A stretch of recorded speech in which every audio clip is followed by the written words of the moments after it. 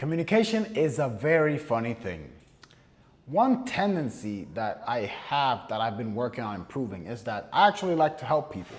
So when someone reaches out to me through message or calls me asking me for help on something, no matter how trivial or minuscule the action is, my default action or default response is always to try and help them out. Now, there's many issues with that because especially when you're dealing with a lot of people. For example, on my day-to-day operations, I manage multiple people, around 6 people. And there's times where I'm getting queries from all these people just essentially making me a support person where for whatever small thing they need, they reach out to me. And that's a huge problem because in a way, I'm training them to not think. I'm training them to always solve their problems essentially instead of having them figure it out.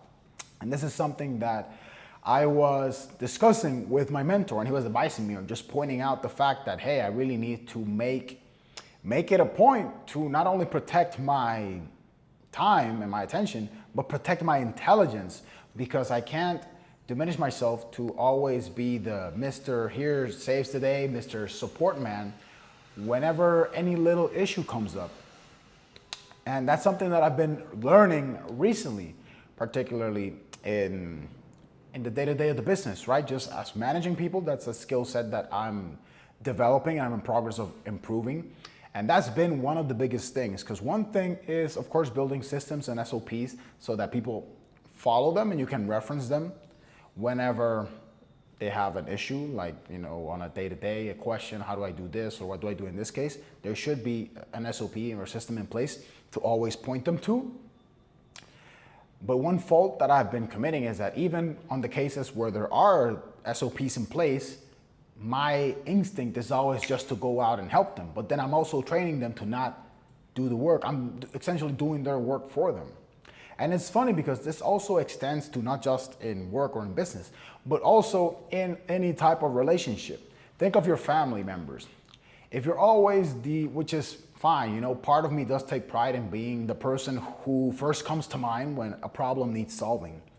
But you're also training people to not do work, to outsource their thinking to you, especially if it's a problem that is basic or easily solvable. It shouldn't be the case. You shouldn't have to. So there's a certain level of problem that you shouldn't need to reduce yourself essentially or lower yourself to solve. There are some problems that do warrant you being involved and taking proactive action to solve, but for dumb shit. One example that comes to mind just from my family members. I was talking to one of my uncles recently and he was asking me for help booking an air ticket, like a airplane ticket. And all I could think is like, bruh, there's VAs who can do this for like $3 an hour, and you're telling me that you can't figure this out, and you're asking me, who is extremely busy, to do this. That's like, okay, but again, who's really at fault? Is it because I've always in the past always been willing and able to help even for dumb shit like this? And sure, he's a family member, you can argue that I should help him out, blah, blah, blah. But it just so happened to come at a point where I also was dealing with the situation at work where all the new hires were coming to me for every minuscule thing. And again, just falling into the habit of responding. And I wasn't getting any of my work done. And it was like, shit, I'm answering questions all day.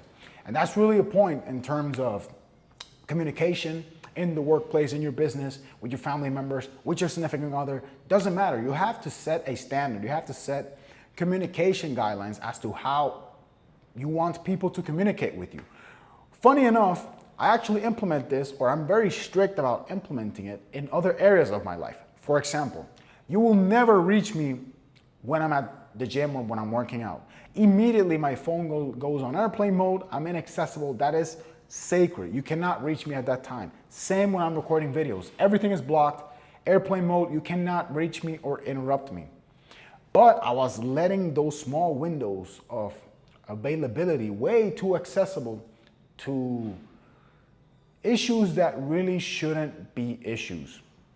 So that has made me also take a closer look as to my standards for communication with the people I interact with on a daily basis, or even the people I don't interact with as frequently, but making it in a way that, you know, communication is there to facilitate. It should not be an inconvenience or add inconvenience to your life.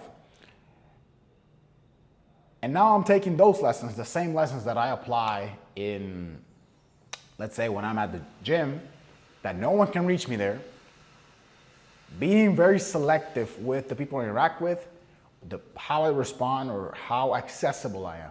Because ultimately, it's your time, it's your attention. If you want to do it, you know, part of me wants to say, fine, then you can go ahead and do it. But also keep in mind that time is finite and it's going to be gone, right? You're actually doing these people a disservice when you are helping them outsource their thinking to you, especially if you're not getting paid. If you're getting paid for it, then okay, that's a whole different situation, and keep doing it, right? That's how it works. But if not, then really, I found that just being selective and being strict with when I respond, how accessible I am, it's needed. It's ultimately needed, because it's gonna come a point where the amount of people is just unmanageable. It was getting to that point. I was like, whoa, what the fuck? And then my mentor reeled me in and basically pointed it out to where, like, hey, no, this is gonna get out of control very soon unless you do this. And that's basically how I came upon that. I don't want to say realization, but basically, okay, this is something that I really need to address now before it continues snowballing out of control. So yeah, that's what I wanted to share. Latest lesson on communication, especially. So very important to set communication standards for the people you interact with. That's what I've been doing recently, being very, you could say strict, but it's a matter of just me protecting my sanity and my time, because if not, I'm going to be half-assing a lot of things, half-assing the interaction, half-assing the conversation, and half-assing my own work, and that's not the ideal case.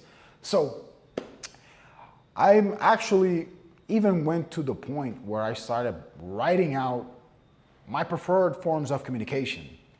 I will probably hand these off to these people, right? To my family members, to the people I interact with, just to have them know what I'm expecting and how it is that they are going to actually communicate with me and how I'm going to be communicating with them. For example, I dislike text messaging. I hate text messaging. I mainly use it if it's for something very, let's say, logical, right? Where it's something that it's okay, what do you want? Not for chit chat. I don't like text messaging for chit chat. To me, it's a complete waste of time. Same with calls. I avoid calls as much as possible. I want it to be as direct and to the point, ideally, as possible. But there's times where, you know, because of work demands or just certain situations that need a little bit more of explanation or context, then you have to expand on it. But ideally, it should be as concise as possible. At least that's my preference. So building out a set of standards in terms of my preferences just to share with them. Why I decided to do this is because also this is something that my mentor did, and I like how well written out it was, and I thought that it'd actually be great to implement as well. So stay tuned for that. Probably we'll make another video on that, but if not, then we'll see. I'll try it out first, another one of my experiments, and then we'll see how it goes. But anyways, that's my lesson, communication standards, current progress, current lesson that I'm working on. As always, thank you for watching. I appreciate it, and I'll catch you on the next one.